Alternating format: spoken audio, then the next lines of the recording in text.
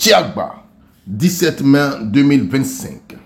C'est dans une ambiance de ferveur militante et de communion populaire que le village de Tiagba, dans le département de Jacquesville, a accueilli la fête de la liberté éclatée du Front populaire ivoirien, FPI, organisée dans le cadre de la célébration nationale décentralisée de cette date emblématique du parti. Cette édition 2025, placée sous le thème « Unis et mobilisés pour la victoire du FPI à l'élection présidentielle d'octobre 2025 », a vu la participation de nombreuses délégations de militants venus de Dabou, Grand Laou et Jacquesville.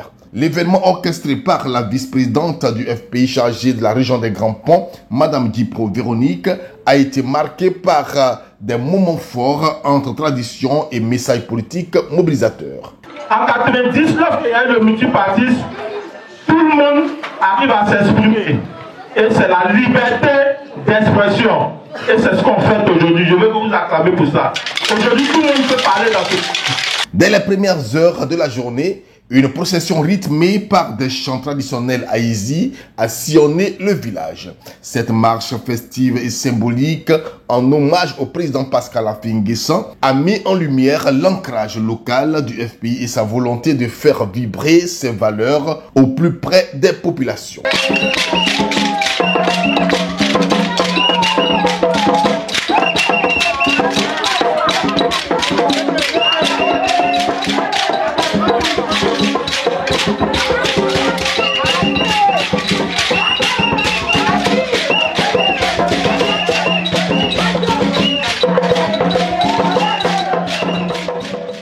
Prenant la parole devant une foule enthousiaste et en présence de ses parents de Tiagba, Madame Dipro a livré un message fort en langue haïsi et en français, affirmant avec conviction que l'homme de la situation aujourd'hui sur le plan politique en Côte d'Ivoire reste et demeure Pascal Affi N'Guessan.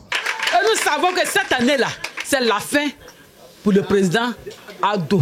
C'est pour cette raison nous voulons le président Affi N'Guessan parce que c'est l'alternative crédible pour 2025. Des élections justes et inclusives. Non au 4e mandat d'Ado. Tiagba pour Affi N'Guessan. Elle a également lancé un appel à l'unité de l'opposition face au RHDP.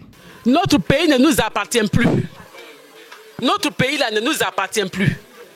Aujourd'hui, au jour d'aujourd'hui là, notre pays appartient aux autres. Ce qu'on peut appeler les autres.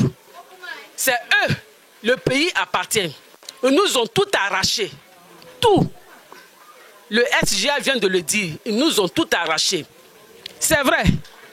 Tu peux venir dans un pays, on peut t'accepter. Dans une maison, on peut t'accepter. On peut te donner de l'eau à boire. On peut te donner tout. Arrivé à un certain moment même là, tu peux devenir chef. Mais quand tu deviens chef, que tu piétines les enfants, tu es venu, tu as frappé le père, tu as frappé la mère, tu es en train de piétiner les enfants. C'est vrai, les enfants peuvent ne pas s'entendre, mais arrivant à un certain moment, un jour seulement, les enfants se révoltent et ils se mettent ensemble. Dorénavant, il n'y a plus PDCI à part, il n'y aura plus FPI à part, il n'y aura plus MGC à part. Tous les partis politiques doivent se mettre ensemble. C'est pour cette raison. C'est pour cette raison le président Gbagbo, lui, il a dit qu'il va créer un mouvement qu'on dit trop c'est trop.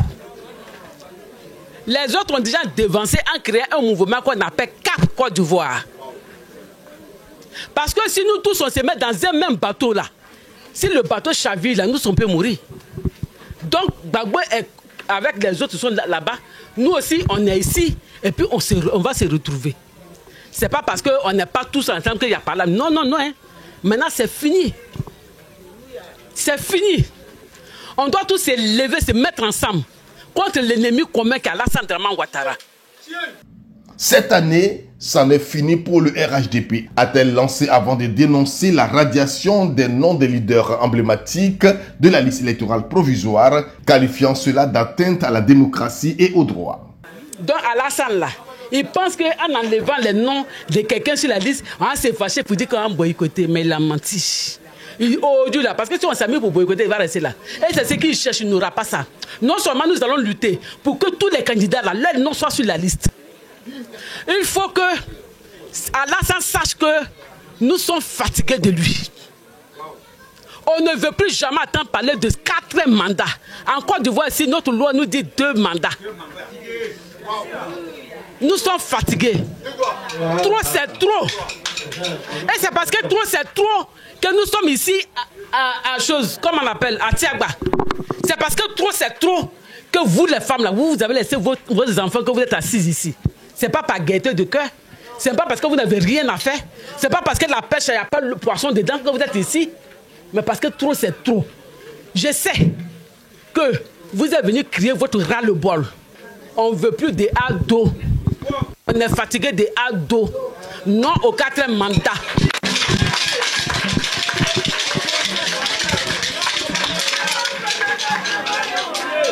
Dans un moment empreint d'émotion et de soutien familial, les parents de Véronique Guipot ont salué leur fille pour son engagement politique, exprimant leur fierté et promettant de l'accompagner pleinement dans sa vision, notamment en acceptant et soutenant le président Pascal Affi N'Guessan comme leur choix pour l'avenir de la Côte d'Ivoire. La vice-présidente a ensuite invité les militants à participer massivement au grand meeting de la CAP Côte d'Ivoire prévu pour le 31 mai prochain, qu'elle a qualifié de rendez-vous des grands défis que personne ne doit manquer. C'est pour cette raison, le 31 de ce mois, 31 mai, il faut que vous vous mobilisez pour se rendre à Abidjan. Il y a un très grand meeting de la CAP. On va se parler. Parce que même si Dieu te donne une bénédiction pour te dire que toi, tu auras telle chose, telle chose, telle chose, par prophétie, il faut que tu te lèves. Si tu ne t'es pas levé, ta prophétie, là, ça peut passer à côté. L'exemple de Moïse qui a regardé Canaan de loin, n'a pas pu rentrer à Canaan et puis il est mort. Mais nous allons rentrer à Canaan. Un discours salué par les militants dans leur ensemble. Parce que ça permet aux militants qui ne peuvent pas se déplacer par le passé, assister à ce genre d'événement qui est vraiment important pour le parti. Ça permet aux militants de rester sur place et puis de démontrer aussi à la phase de la nation que le FPI est debout. On ne peut que féliciter ce que le BP a dit. Et puis, en tout cas, elle nous a beaucoup parlé par rapport à la tendance. Parce qu'en 2025, nous aimerions que le président Affi soit le président de la Côte d'Ivoire. Mais pour ce faire, il faudrait que nous soyons mobilisés. Nous soyons à l'écoute du parti. Nous soyons vraiment galvanisés pour pouvoir atteindre cet objectif-là, qui est la présidence de la République. Effectivement, vraiment, ça me fait beaucoup plaisir parce que ça permet aux militants, ceux qui ne peuvent pas se déplacer, ça leur permet de venir vers nous pour qu'on puisse se contacter entre nous. Vraiment, ça me fait beaucoup de plaisir. Et je dis merci, je dis au grand merci à Madame la Présidente, Maman Véronique. Vraiment, je la félicite beaucoup selon l'organisation qu'elle a pu faire. Vraiment, merci à elle. C'est vrai, vous voyez, moi, ce qui me fait beaucoup de plaisir dans tout ça là est que nous voulons faire être ensemble à ce qu'on puisse faire tomber ce monsieur qui est au pouvoir. Parce que si on se met ensemble avec PDCI, les autres partis, quand on devient un, je sais qu'on peut prendre le pouvoir. Maintenant, aller au conseil, si c'est ceux de PDCI qu'on peut prendre comme un président, on va le faire. Tout ça, c'est un gars de FPI aussi qu'on peut choisir comme un président. On peut le faire aussi. Et ça m'a bien plu. En tout cas, bon, la procédure était bonne. En tout cas, ça m'a fait du bien. Je suis prête à mourir pour FPI. Le petit message que je veux faire passer, j'invite toute la génération à voter. Il invite toute la nation à voter la partie FPI. Le président Affi N'Guessan Pascal.